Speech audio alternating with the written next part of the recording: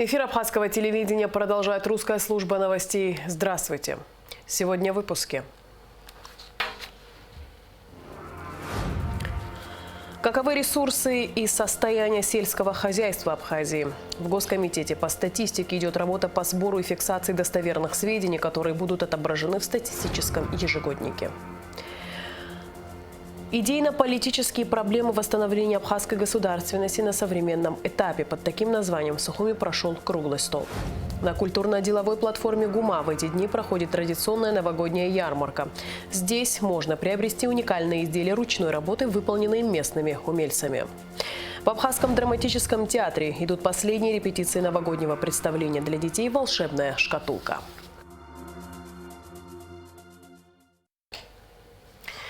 Президент Аслан Бжаня подписал указ о присвоении почетного звания «Заслуженный энергетик Республики Абхазия».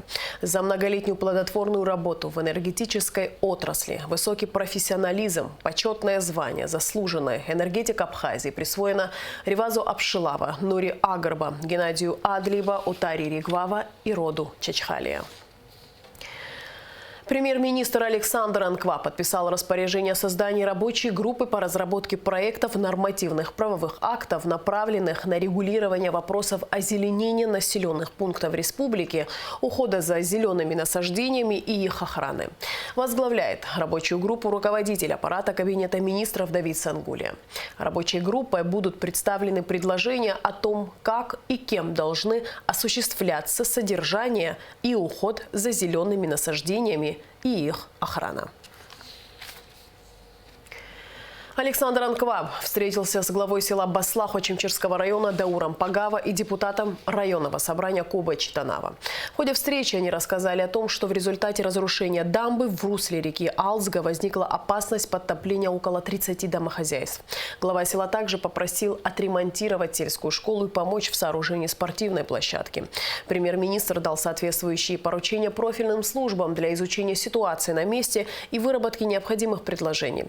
Во встрече принял участие депутат парламента Венори Бибия. Спикер парламента Лаша Ашуба встретился с чрезвычайным и полномочным послом Республики Абхазия в Республике Никарагуа Инаром Ладарием. Обсуждались планы дальнейшей деятельности посольства и ряд стоящих перед ним задач. Инар Ладария рассказал о встречах, прошедших в Национальной ассамблее Никарагуа. При этом он отметил настрой никарагуанских депутатов на установление связи с парламентом Абхазии. Лаша Ашуба также выразил готовность к развитию межпарламентского сотрудничества с Республикой Никарагуа. Состоялась встреча временного поверенного в делах Республики Абхазия в Сирии Мухаммеда Али и директора департамента связи протокола МИД Сирии Анфуана Аль-Найба, сообщает медиацентр МИД.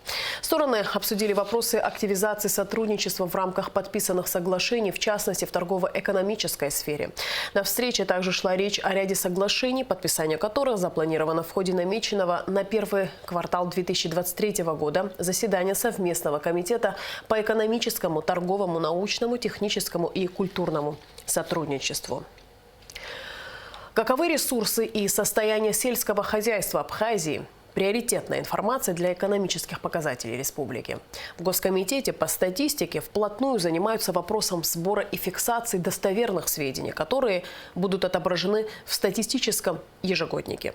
Как формируются данные, какие новшества внедрили и для чего это все необходимо, узнавала Асида Малия. 50% населения Абхазии заняты сельским хозяйством. Раскинувшаяся на равнинах и предгорьях, живописная природа сел чрезвычайно богата. Здесь можно вырастить практически любой соответствующий климату вид насаждения, держать крупный и мелкий рогатый скот, домашних птиц, выращивать культуры, насыщенные витаминами. Неизменным остается выращивание кукурузы, вспахать поля, засеять, удобрить, культивировать, собрать. Труд тяжелый. Потому на протяжении многих лет, согласно программе поддержки, сельчанам помогают спецтехникой и горючим. Естественно, необходимые расходы закладываются в бюджет заранее, но, несмотря на эту предусмотрительность, по факту возникают проблемы. Не хватает горючего, а эта проблема, в свою очередь, возникает из-за неточных данных. Несложно понять, что эту ситуацию нужно устранять путем фиксации точных данных. В управлении госстатистики считают, что в районных и конкретно сельских администрациях недооценивают важность по хозяйственных книг, данные которых периодически должны обновляться. Каждые 5 лет в Республике Абхазия идет закладка по хозяйственных книг. Эти книги учета, обычно ее заполняют главы администрации сел.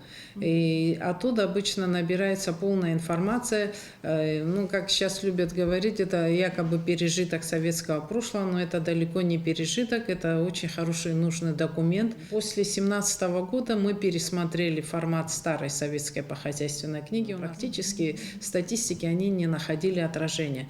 Были очень маленькие цифры, и перечень их был тоже очень минимальные данные по районам, которые предоставляли управление сельского хозяйства. В 2011 году в Абхазии была проведена перепись населения, из которого видно, что 49%, почти половина населения, были представлены как жители, сельские жители. Поэтому их деятельность из статистики выпадает, и сфера сельского хозяйства выпадает. Предыдущая форма по хозяйственных книг не содержала важных для статистики уточняющих сведений. К примеру, в книгу внесены теперь такие дополнительные разделы, как номер лицевого счета и адрес хозяйства, данные обо всех членах семьи, земли, находящиеся в пользовании хозяйства, данные по растениеводству, однолетних и многолетних насаждений.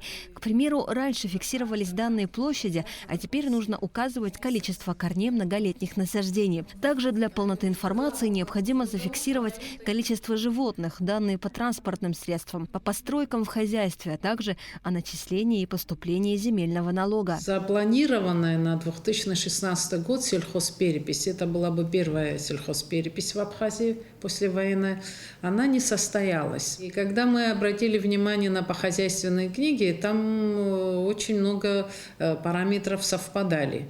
Поэтому мы решили впервые для себя организовать в отсутствии сельхозпереписи обработку данных из похозяйственных книг. То есть статистикой обработка никогда не занималась, поэтому наше руководство профинансировало программу «Компьютерная версия данных похозяйственных книг», которая бы позволила бы сверстать все показатели из данных сельских администраций с разбивкой по 7 районам Республики Абхазия, в целом по республике. Как выяснилось в процессе встреч с представителями районных и сельских администраций, многие после рождения ребенка не делают свидетельство о рождении, а делают его тогда, когда ребенок идет в школу. И это простой пример того, как статистика о рождаемости не подлинна. И таких ежегодно несколько сотен. А ситуация со справками о смерти говорить не приходится, поэтому встал вопрос о том, чтобы разрешить выдавать эти документы на местах. Очевидно, это позволит более точно учитывать сельское население. Сельхозперепись проводилась для того, чтобы выявить наши ресурсы. Когда мы говорим о планах развития аграрного сектора и так далее, мы должны иметь инструментарий в виде показателей цифр, которые соответствуют реальности. Похозяйственные книги в уже усовершенствованной форме были разосланы в районы еще в 2021 году. В Гальском районе, к примеру, следуя наказу Госстата, в сроки и ответственно выполняют поставленную задачу. Прямо подворовой обход главы администрации, заместителем и со двора во двор. Это большой объем работы, и Гальский район это справился с одним из первых. Им были работы отмечены, я со своей стороны тоже поблагодарил нашего руководителя, этим занимается.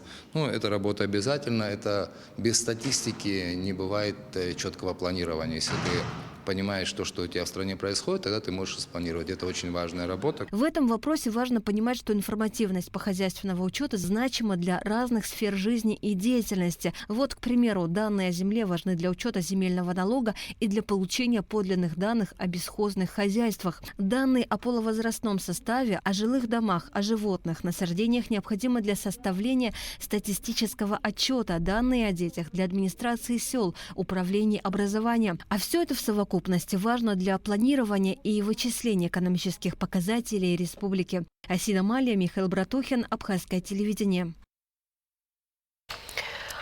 Заместитель министра внутренних дел Абхазии Беслан Чкадо встретился с начальником полиции города Сочи Александром Попановым. Встреча состоялась в рамках взаимодействия, предусмотренного соглашением между МВД Абхазии и России. Стороны обсудили широкий спектр вопросов. Среди наиболее актуальных – проблема обеспечения дорожной безопасности. Беслан Чкадо подчеркнул, что профилактика и предупреждение дорожно-транспортных происшествий остается важной задачей МВД Абхазии и лежит в основе работы дорожных дорожно-патрульных служб. Стороны выразили готовность к дальнейшему сотрудничеству и взаимодействию в рамках обмена практическим опытом. После дискуссий замминистра Беслан Чкаду и члены абхазской делегации воочию ознакомились с работой госавтоинспекции Сочи. Целью нашей встречи является изучение опыта по обеспечению общественной безопасности и общественного порядка, а также оказание консультативной и практической помощи в сфере предупреждения дорожно-транспортных происшествий. Данная встреча проходит в рамках взаимодействия, межведомственного взаимодействия между МВД Российской Федерации и МВД Республики Абхазия. Для нас очень важен тот опыт, который сегодня имеет Государственная автомобильная инспекция города Сочи, формы, методы ее применения. И уверены, что данный опыт пригодится нам для внедрения на территории нашей страны, для снижения аварийности и обеспечения безопасности дорожного движения. Идейно-политические проблемы восстановления абхазской государственности на современном этапе. Под таким названием в Сухуми прошел круглый стол, организованный общественной организацией «Абхазская национальная конференция». В дискуссии приняли участие научная и творческая интеллигенция Абхазии. Все подробности в репортаже Шазины Ханакуа.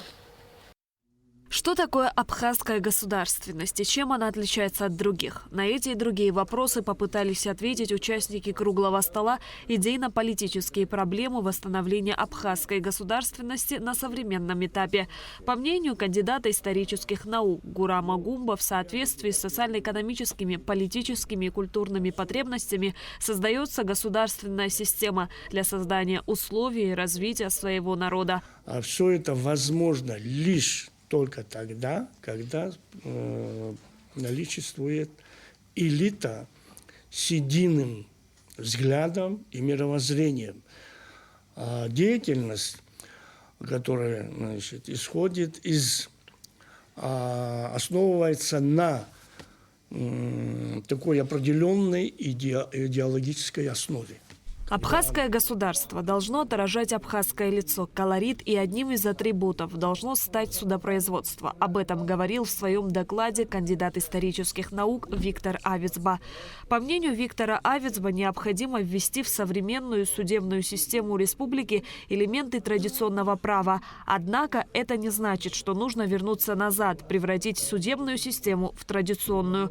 На его взгляд, проблему можно решить с сочетанием современного и традиционного права. Нужно изучать данную проблему, и нужны люди, которые это будут претворять в жизнь. Самые лучшие элементы нашего права поэтапно вводить в наше судопроизводство. Для этого нужно воспитать новое поколение юристов.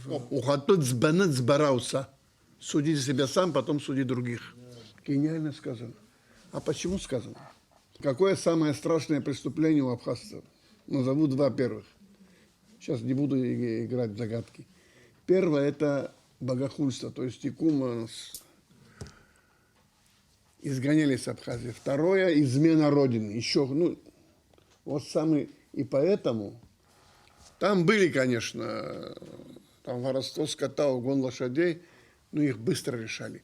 А это были страшные преступления, которые наказывались изгнанием навечно из Родины. Не убивали. Надо работать, надо издавать, надо привлекать молодежь. Ты очень хорошо сказал, как ее о внедрении в жизнь нужно несколько тем подготовить, поручить и работать. Участники круглого стола делились своим мнением и рассматривали опыт других развитых стран. Древняя абхазская законодательная система являлась частью мировой законодательной системы, и сохранялась она в народной памяти и с помощью прецедентного права.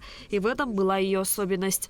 В обычных странах, развитых странах, где судебные системы развиты, многие системы, они используют эти досудебные разбирательства для того, чтобы не доводить до суда, и там мировые соглашения происходят. Поэтому этот институт, где совет старейшин, используя наше традиционное право, могло бы досудебное. Для этого нужно, наверное, создать какое-то даже помещение, такое, где могли бы заседать старейшины. Прошло 30 лет после восстановления нашей государственности. Это, в принципе, не такой большой путь.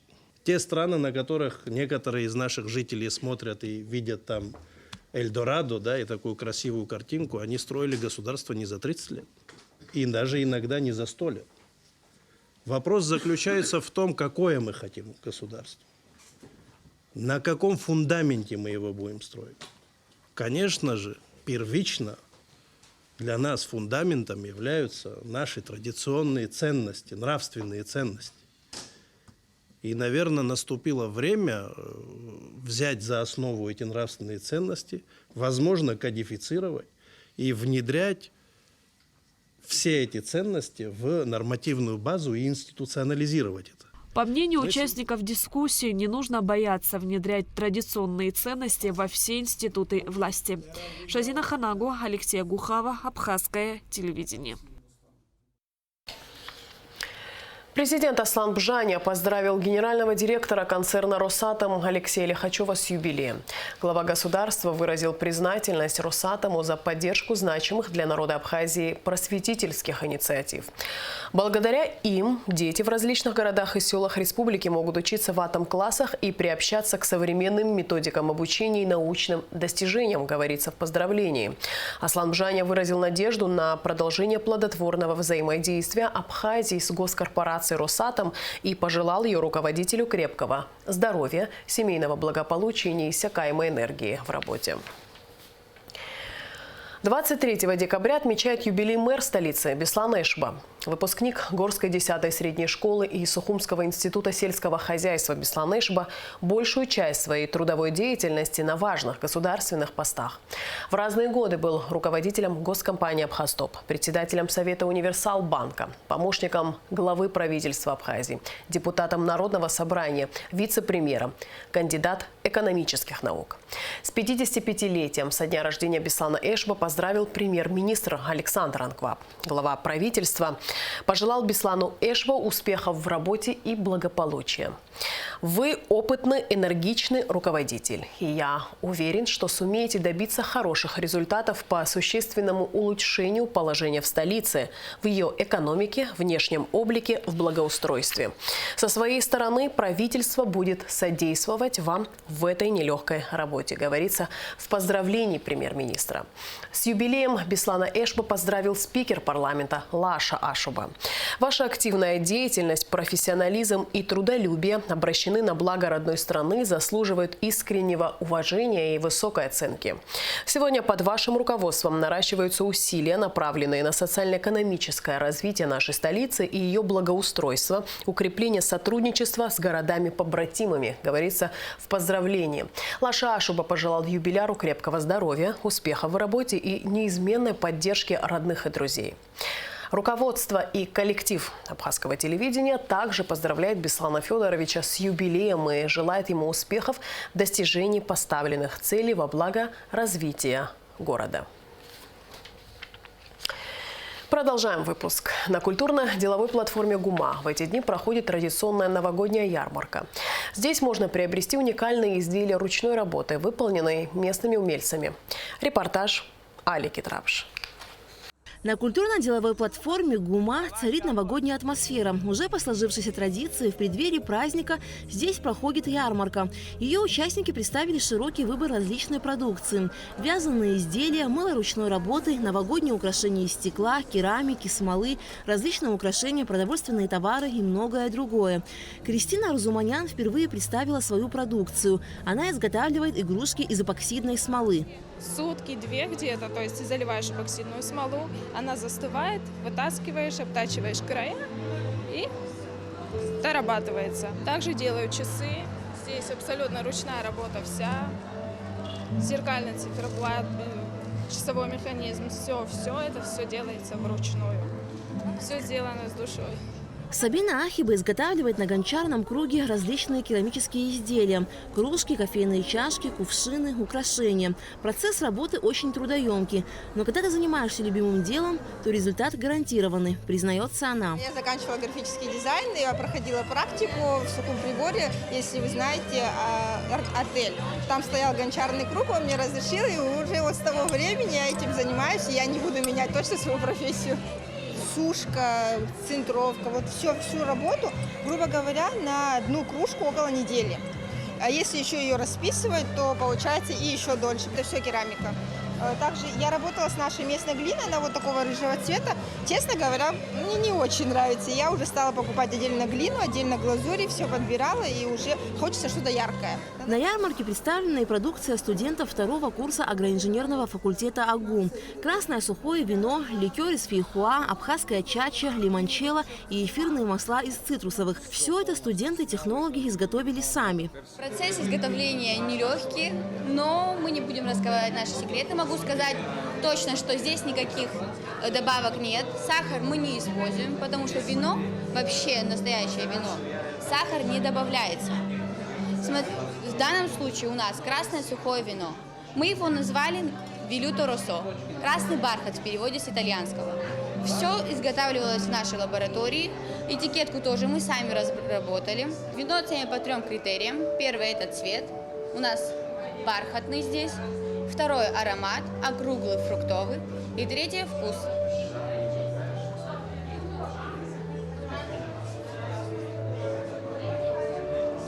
Очень вкусно, действительно. Спасибо.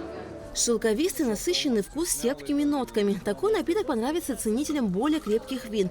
Продукция студентов агроинженерного факультета понравилась не только нашей съемочной группе, но и многим посетителям. Лимончелло и вино понравилось. Лимончелло очень вкусный. Но я сама такой делаю, домашний. Вот он очень похож.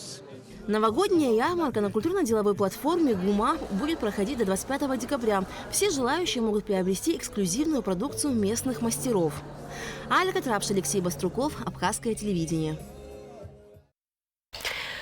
Как противостоять злу и не отчаиваться в любой ситуации? В Абхазском драматическом театре идут последние репетиции новогоднего представления «Волшебная шкатулка». Сказочные персонажи, яркие костюмы, зажигательный юмор и, конечно же, волшебство. Постановка будет интересна не только детям, но и взрослым. В этом убедилась Гугут Савардания. Новый год уже стучится в двери. В преддверии праздника атмосфера волшебства особенно ощущается на сцене Абхазского драматического театра имени Самсона Чанба. Сказочные персонажи, таинственный снежный лес, яркие декорации и море позитивных эмоций. Маленьких зрителей совсем скоро порадует новогодней премьерой «Волшебная шкатулка».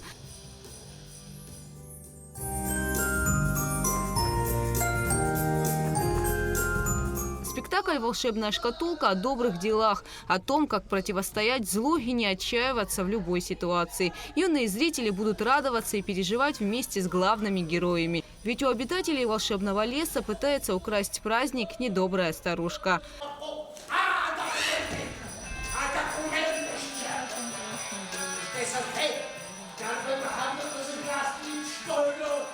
Автор пьесы и режиссер Алхас Шамба. Много интересных событий ожидает в течение 1 часа наших юных зрителей. Высокопрофессиональная игра наших актеров, звуковое оформление, световое оформление, которое обеспечат наши специалисты, несомненно, создаст новогоднее настроение нашим юным зрителям. Ждем их, мы всегда их рады здесь видеть.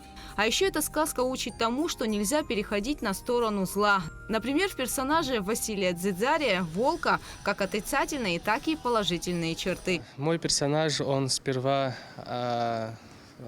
нецеленаправленно идет к злому, так как его заставляют, старуха его заставляет делать зло, а сам по себе он добрый, и, конечно же, его спутала здесь Баба-Яга. Репетиции новогоднего представления идут в театре уже 2 месяца. Песни, танцы, шутки, озорная игра актеров. Все это придется по душе маленьким зрителям. А еще их ждет много загадок. Но самые главные герои праздника – Дед Мороз и Снегурочка. Поздравляю с наступающим 2023 годом. Желаю крепкого здоровья, счастья, радости, успеха, мирное небо над головой, чтобы все было хорошо. Дед Мороз, Снегурочка и другие обитатели волшебного леса ждут маленьких зрителей в Абхазском драматическом театре. А узнать, победят ли они недобрую старушку, можно уже 26 декабря. Показы спектакля будут проходить 2 раза в день ежедневно с 26 по 30 декабря и со 2 по 4 января. Начало представления в 12 и 14:00. В театре организован синхронный перевод на русский язык. Гугут Савардани, Алексей Баструков, Абхазское телевидение.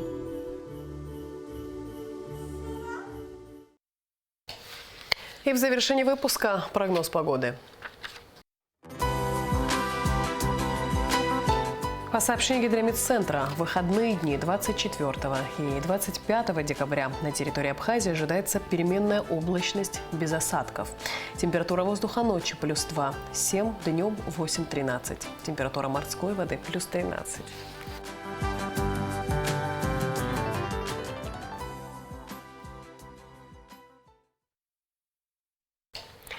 На этом наш выпуск завершен. Всего доброго и до встречи в эфире.